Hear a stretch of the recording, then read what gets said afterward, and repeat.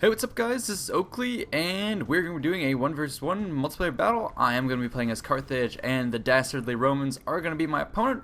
Hope you guys had a great Halloween. I did as well, and I'm just sort of recovering the day after. Went downtown to the bars, and I was actually Napoleon, so I probably should be playing Napoleon Total War right now, just to kind of celebrate that. But anyways, we're going to be back here, and yeah, let's get this battle started. I'm going to be playing as Carthage, as I said, and my build is going to be rather spread out. That's just something you guys see me do, and it's something I like to do against the Romans, because I think Rome is a faction that really needs to be picked apart. They're best when concentrated, and you really need to pick them apart.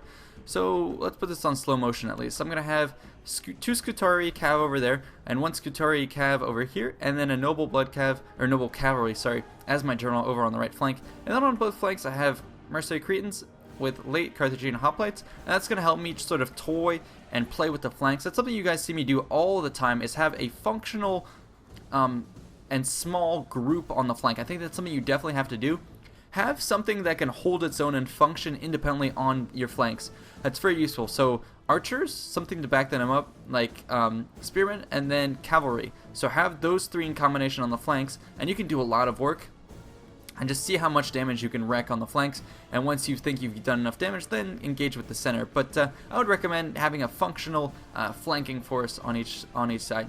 Anyways, in the center, I'm going to have these late Carthaginian hoplites in the center, guarding my Cretans as I start to push out. Then I'm going to have two Libyan infantry, and they're going to be guarding a Libyan Peltas. I figured I would bring Peltas because they can soak up a good amount of fire from his Syrians, and plus I can use their armor-piercing javelins to try and kill some of the Romans, or at least get them from the flank.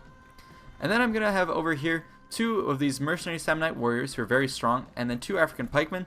You know, when the fight comes down to it, I want to have some pikes ready to just be able to hold a key position, and the pikes are going to be the best way to hold that. And then I want some infantry who can really tango with the Romans, and that's going to be mercenary Samnite warriors. So this is probably a better build than the one where I faced against Indypride that you guys saw earlier. So we'll see how this comes out. Anyways, my opponent is going to have a long line of these legionary cohorts, and I believe there's Avocati somewhere. Nope, I guess not. Okay, so just legionary cohorts with various ranks in the front, and then he's going to have three of these Syrian archers, and then on this flank, two auxiliary and Praetorian cav, a little heavier on this side, auxiliary, Praetorian, and then he's going to have two of these Numidians, and general on the back. Anyways, also with the Halloween, I'm sure you guys saw that CA released that update with you can play in nightmare mode where there's like flying are they pixies? What are they? Anyways, basically all the flying crows become these like things with faces, or harpies. That's what they are. They have faces on them, and then they change the filter effects, and the moon looks really ghastly. So that's really cool. I'm glad CA did that. It was a really nice touch.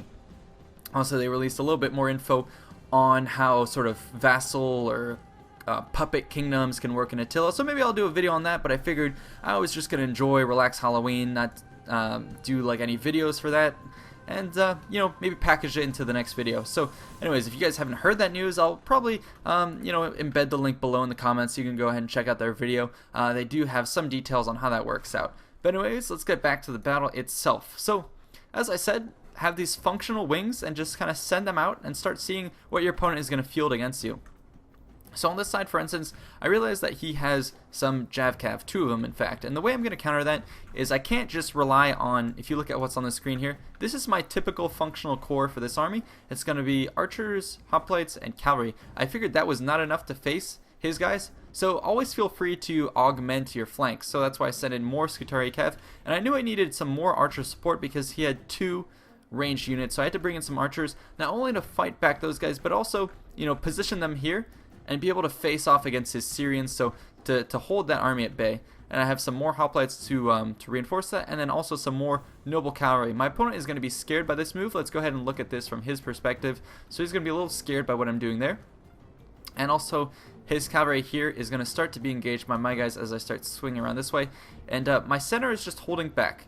What he should do, sorry, is probably get out of this formation and start pairing up, you know, send two archers this way, two archers this way, and then send up his legionnaires in the center. The archers in the cav can hold up the flanks, and then all these legionnaires, oh, they can totally crush this army. So that's what he should probably do.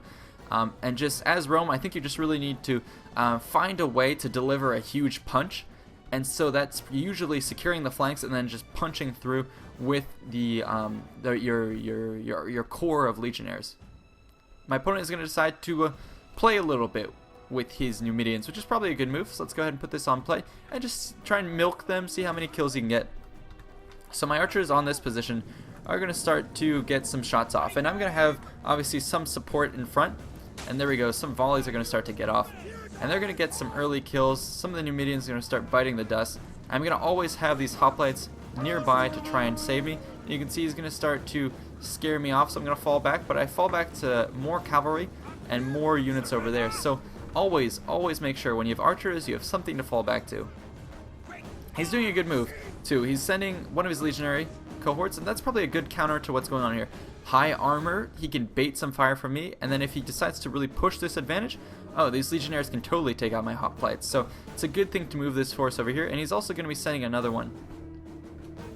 So what I'm going to decide to do is move up, and I want to specifically target my archers, and I don't want to waste them at his legionary cohort. I want to make sure I take out his ranged guys as quickly as possible. So my archers are going to move up here. I'm going to take them off fire at will. That's something you have to do in these type of situations, is know how best to use your ammo. So I believe he thinks I'm going to be targeting his legionnaires, and I think he's going to go into either square formation or something like that, thinking I'm going to be engaging, but actually I'm going to go ahead and target the unit behind them and just try and whittle those guys away. Over on this flank, he's going to try and get far around the flanks. I'm not going to allow that. I'm going to put my hoplites over here and then pull my Cretans in order to engage. Yep, see, you can see how he figures, oh, the logical thing is going to target my infantry, and I can just soak that up. Oh, and it looks like my archers are falling for it. So I should have retargeted those guys. Yep, you see me doing that. I'm going to retarget. I don't want to waste any ammo on these legionary cohorts. I'm going to target the more vulnerable Numidian cavalry and Praetorian cav. Praetorian cav rather than the auxiliary, because of course Praetorian are more expensive. And look at this. I intentionally left a little gap here to bait a charge from my opponent. I knew I had enough time to react, so I'm going to be able to pull in all my cavalry here, ward off a strike, and yep, he's going to be forced back. As he does that, I'm going to be able to continue to get, you see I retrained my archer fire, I'm going to be able to get some volleys against his guys. Yep. So, something you can do that gets a little cutesy is try and feign a weakness. So you can see how I had, two archers with my reinforcements on the flank. I tried to feign a weakness, which pulled in his cavalry and allowed me to get some more shots on. And, I don't think he has enough range on this side to be doing that. However, he did reinforce with 2 legionary cohorts now, but you can see I'm really not targeting these guys. I'm having all my shots fired above them at his cavalry, especially his Praetorians. And keep in mind that he has a wing over here and I have a wing over here and also a center. So as this type of engagement is going on, realize that, I have to do a lot of micro, and realize that your opponent is doing a lot of micro. So something you should notice is, at any point in mind, is say, okay, I'm doing a lot of micro, my opponent's doing a lot of micro, what can I do then? And so what I'm going to do is start engaging on this flank, but very, very slowly, inch my way up, not do anything too sudden on the campaign map, on the mini map, or not do anything too crazy. I don't want to move my center, that'll sort of pull his eye back over here, and I'm going to make a big move with my cavalry. And you can see, if I'm the opponent, I'm going to be looking over here. I'm like, oh god, cavalry are flanking over here, and I'm going to have all sorts of stuff moving out here, trying to distract him from this, and just cause all sorts of chaos, and really force his attention over there. In the meanwhile, I'm going to be slowly slinking my forces up, slowly but surely, and try and get my archers in range to take out his Praetorian cav. So that's some of the psychological things you can do in your games, is if you know your opponent is microing, draw his attention, bait him into an engagement, or bait him in, you can even bait your opponent into a micro commitment. So, fling everything at him, kind of flail your arms, make him react in some way, say, hey, look at me, and he'll look at you, and then go ahead and do something a little devious on the other flank. And so I'm going to start, pinging his cav over here, and obviously targeting his Praetorians, who are, of the two, the more expensive unit, and he's not going to react to this quite yet. So, yep, continue to engage here, and, yep, continue to pick off his guys, and I'm going to move in with some of my guys, really force his eye over here, move forward with 2 of my Libyan infantry. I figured I'd be able to take out his Syrians, who I won't be able to take out with my own Cretans. Not quite, because he has too much armor, so I figured I'd come in here, threaten my opponent. Peltas are good at armor penetration, and then I'm going to pull back. You can see it's pulling all of his attention over here, and he hasn't quite realized what's going on yet, and these guys are already at 6 kills, and that's a lot in terms of bringing down these really high cost units, and now it's going to be 10, and then it's going to start going up and up and up. Over on this side, he's going to keep trying to commit with these Numidian Cav. I don't think they're super effective, especially in terms of how I'm countering them with my units this close. They're going to do a decent amount of damage, but I don't think they're quite worth the cost that he invested in them, especially against Cretans like this. If he was able to use them in combination with the archers deployed in the front, oh, he'd be doing a lot more damage.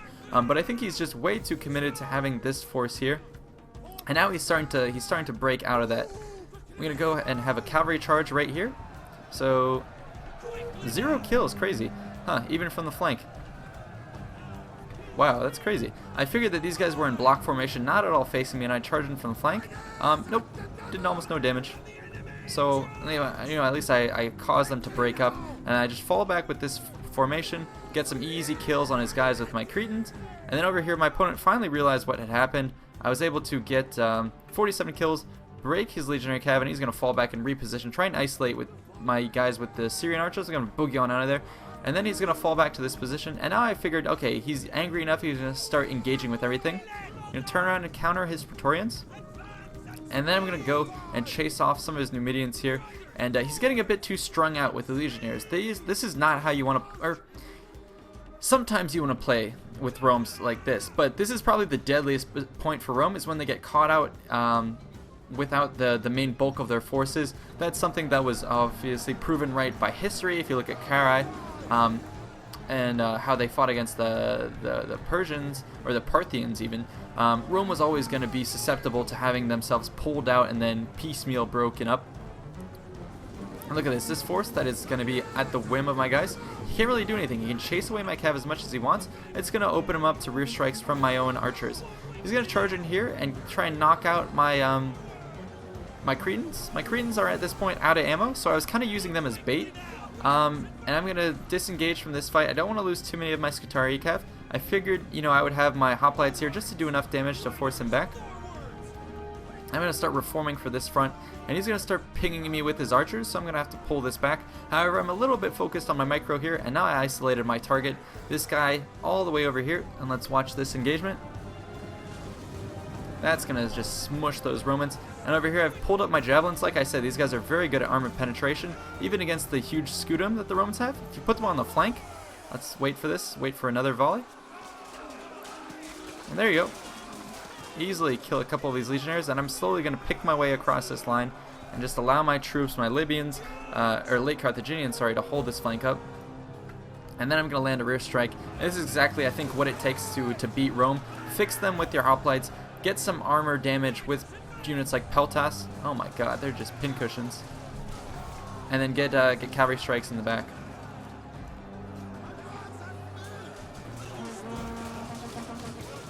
And especially if you can get your javelins over on the flank or even the back, oh, these guys will shatter. Look how much damage I did just with a couple volleys from that javelins. And I'm going to retrain those guys back here and really try and take out the remainder of his guys in the rear. I'm going to engage with some of his auxiliaries. They're scared. And my archers, who are now out of ammo, they're going to continue to serve as bait. So that's something you can do. Don't just use your archers for their kills with the arrows. They can also be used to get kills indirectly by using them as bait. So here I'm kind of flailing my arms, pretending I'm a helpless little Cretan archer, and it's going to pull in his cavalry. Fully formed 60 man auxiliary cav is going to be baited into a charge into hoplites just because he figured he could get my Cretans. And it's going to open him up to rear charge from my noble cav. So you can see the psychological type of stuff you can do with your opponent. Flailing your arms over here to distract him and cause micro on one flank, and then sneak attack on the other. Also have,